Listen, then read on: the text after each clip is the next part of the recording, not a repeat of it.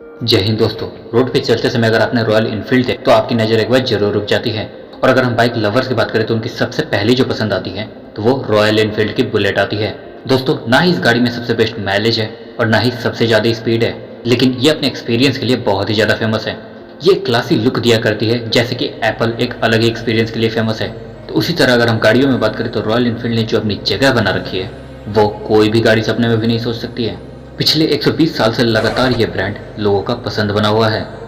आप और हम सोचते हैं कि ये एक इंडियन गाड़ी है, लेकिन बेसिकली इसकी शुरुआत तो इंग्लैंड में हुई थी।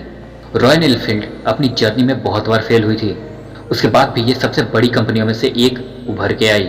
अगर हम लाइन कहें, कभी कभी जीतने के लिए कुछ हारना भी पड़ता है, और हार कर जीतने वाले को बाजीगर कहते हैं। तो वहाँ पे हम एक वर्ड बदल सकते हैं कि हार के जीतने वाले को हम रॉयल एनफील्ड भी कह सकते हैं। तो आइए इस वीडियो को शुरू करते हैं और डिटेल में हम रॉयल एनफील्ड की जर्नी जानने की कोशिश करेंगे। तो दोस्तों, ये बात है 1891 की, जब इंग्लैंड में एक नीडल मैन्युफैक्चरिंग कंपनी थी। वो साइकिलें भी बनाया करती थी और कंपनी पूरी तरह से बैंकक्रप्ट हो गई, मतलब कि कंपनी की दिवालिया हो गई थी। तो फिर कंपनी को बंद कर दिया गया और फिर दो लोगों को हायर किए गए, जिसमें एक एल्बर्ट स्मिथ थे जो कि एक इंजीनियर थे और एक रॉबर्ट ईडी थे जो कि सेल्स मैनेजर थे। इन दोनों के हाथ में एक कंपनी की कमांड दी गई कि वो साइकिलों की मैन्युफैक्चरिंग करे आने वाले टाइम में। अब दोस्तों, यहाँ पे इन्होंने कंपनी का नाम रख दिया एडी मैन्युफैक्चरिंग कंपनी। कंपनी 2 साल तक काम करती रही और इनको एक बड़ा ऑर्डर मिला रॉयल स्मॉल फैक्ट्री की तरफ से।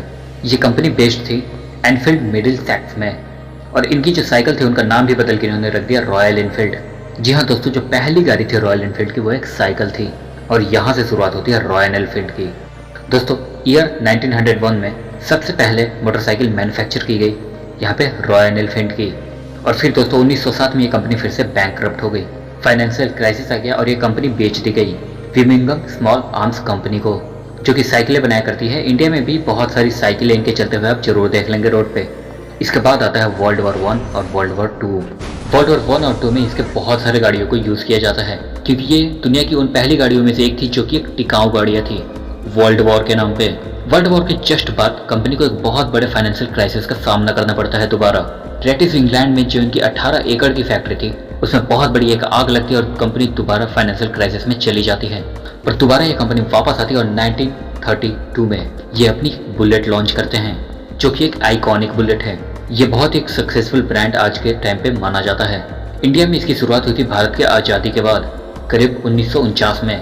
इस टाइम पे भारत में इन्होंने सबसे पहले एंट्री करी थी। इसमें के सुंदरम ने मद्रास मोटर से एक कंपनी स्टार्ट करी, जिसमें बाहर की जो महंगी गाड़ियाँ हैं उनको वो भारत में इंपोर्ट करना चाहते थे। उसी समय जो भारत सरकार थी वो भी चाहती थी कि इंडियन मिलिट्री के लिए एक अच्छी बाइक्स ली जाए जो कि खराब रास्तों पे भी बढ़िया से चल सके। तो फिर उनको दिखा कि रॉयल एनफील्ड भारत के लिए लिया जा सकता है।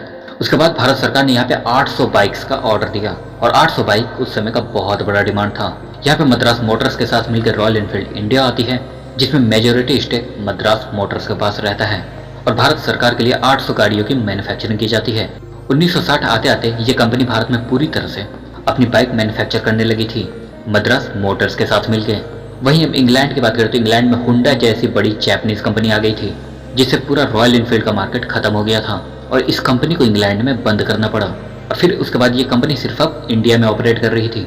इंडिया में अभी हालत इनकी बहुत ख़राब हो रही थी 1990 आते आते, और ये कंपनी मार्केट से कुछ बाहर होते जा रही थी, क्योंकि नई नई बाइक्स का चलन होता जा रहा था और ये कंपनी अपने लुक्स में कोई चेंजेस नहीं कर रहे थे। दोस्तों, इनोवेशन एक बहुत बड़ा की होता है और इस कंपनी ने अपने आप को उस टाइम तक इनोवेट नहीं किया था, जिसमें बहुत सारे ब्रांड को फेड होते हुए देखा गया। उसमें से एक रॉयल एनफील्ड भी थी। फिर ये कंपनी सही हाथों में दोबारा चली गई। आइशर मोटर्स ने इस कंपनी को दोबारा खरीद लिया। आइशर मोटर्स तो सबसे पहले रॉयल एनफील्ड के साथ एक जॉइंट कोलैबोरेशन में मार्केट में आती है। फिर भी ये ब्रांड नहीं चल रहा होता, आइशर मोटर इस कंपनी को पूरी तरह से एक्वायर कर लेती है, क्योंकि इसके फाउंडर इससे बहुत ज़्यादा जुड़े हुए थे। यहाँ पे विक्रम लाल इसके फाउंडर थे, जो कि बहुत लंबे टाइम से रॉयल एनफील्ड चला रहे थे। तो इन्होंने पूरी कंपनी एक्वायर कर ली और कंपनी आ चुकी आइशर मोटर के पास, लेकिन ये कंपनी को रिवाइव नहीं कर पा रहे थे मार्केट के अंदर। फिर उसके बाद लगा कि रॉयल एनफील्ड पूरी तरह से दुनिया से बाहर हो जाएगी, लेकिन इसी समय विक्रम लाल के जो बेटे थे सिद्धार्थ लाल, वो रॉयल एनफील्ड काफ़ी ज़्यादा नए तरीके से चलाया करते थे और उनकी उम्र करीब उस टाइम पे 26 साल थी। फिर उन्होंने अपने फादर से मांगा कि मुझे कुछ टाइम दीजिए रॉयल एनफील्ड को रिवाइव करने का। यहाँ पे विक्रम लाल ने अपने बेटे को पूरी तरह से मौका दिया और उन्होंने रॉयल एनफील्ड की पूरी किस्मत बदल दी। आइए जानने की कोशिश करते हैं कि वो रॉयल एनफील्ड जो इंडिया के मार्केट में बिल्कुल नहीं चल रही थी, वो कैसे आज की डेट में इतनी ज़्यादा फेमस है। सिद्धार्थ लाल ने इसके अंदर कुछ की चेंजेस किए इस ब्रांड के अंदर।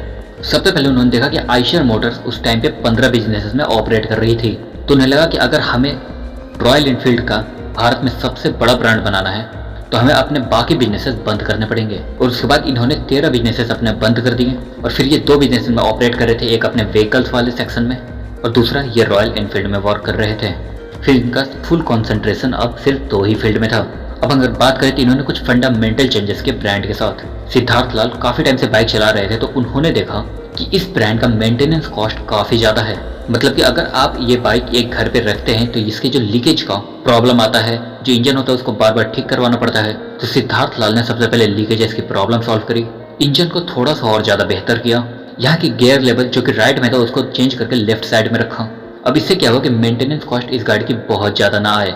इसके बाद इसको एक ब्रांड बनाने की कोशिश की इन्होंने। मतलब कि इंडिया में इन्होंने अलग अलग जगह बाइक राइड्स करवाएं जहाँ पे लोगों को पार्ट लेने के लिए बोला गया। आज भी आप देखेंगे कि रॉयल एनफील्ड के कई सारे बाइक राइड कॉम्पिटिशन्स हुआ करते हैं, ये लोग ट्रैकिंग किया करते हैं, जिसकी वजह से इस ब्रांड की एक इमेज बनाई जा सके। बाइक के किसी भी पैशनेट पर्सन से अगर आप पूछेंगे तो वो रॉयल एनफील्ड का नाम जरूर लेगा, क्योंकि इन्होंने कम्युनिकेशन डेवलप की, इन्होंने रोड ट्रिप्स ऑर्गेनाइज कराएं ताकि लोग इस ब्रांड से जुड़ते जाएं। उसके बाद सिद्धार्थ लाल ने यहाँ पे कुछ कॉस्ट कटिंग भी करे हैं, जैसे कि डीलर्स की इन्होंने डिस्काउंट्स कम कर दिए, मार्केट पे इसके प्राइसेस पे काफ़ी ज़्यादा फ्लैक्चुएट करने की कोशिश की और अब समय था अपनी एक आइकॉनिक बाइक लॉन्च करने का। फिर रॉयल एनफील्ड ने क्लासिक 350 और 500 लॉन्च किया। इस दोनों बाइक के बारे में आप जरूर जानते होंगे अगर आप एक बाइक लवर है तो।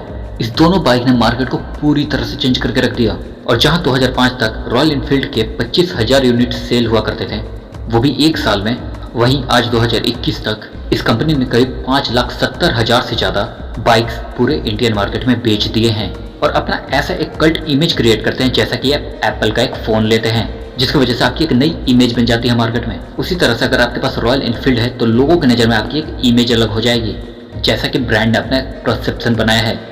ये ब्रांड अब अपनी एक्सपीरियंस बेच रहा है मार्केट के अंदर। अगर आज के डेट में हम बात करें सबसे ज़्यादा बिकने वाले रॉयल एनफील्ड बाइक की, तो वह है क्लासिक 350। दोस्तों इंडिया के अंदर आप अगर बाइक देखेंगे तो जितनी भी बाइक है, जितनी भी उनकी कंपनियां हैं, वो वर्क करती है बेटर माइलेज के ऊपर, फास्ट स्पीड के ऊपर, लेकिन रॉयल एनफील्ड बेटर एक्सपीरियंस पे काम किया करता है। ये माइलेज और स्पीड पे काम नहीं करते, ये एक्सपीरियंस पे काम करते हैं। तो आई थिंक आपको वीडियो नॉलेजेबल लगा होगा, इंटरेस्टिंग भी लगा होगा। तो अगर नॉलेजेबल लगा होगा तो इसे अपने दोस्तों का शेयर करना बिल्कुल ना भूलें और साथ ही इस चैनल को सब्सक्राइब कर दें, बेल आइकन को दबा दें ताकि आने वाली लेटेस्ट वीडियो की अपडेट आपको हमेशा मिलती रहे। तो मिलेंगे अगले नॉलेजेबल वीडियो, तब तक ले जय हिंद।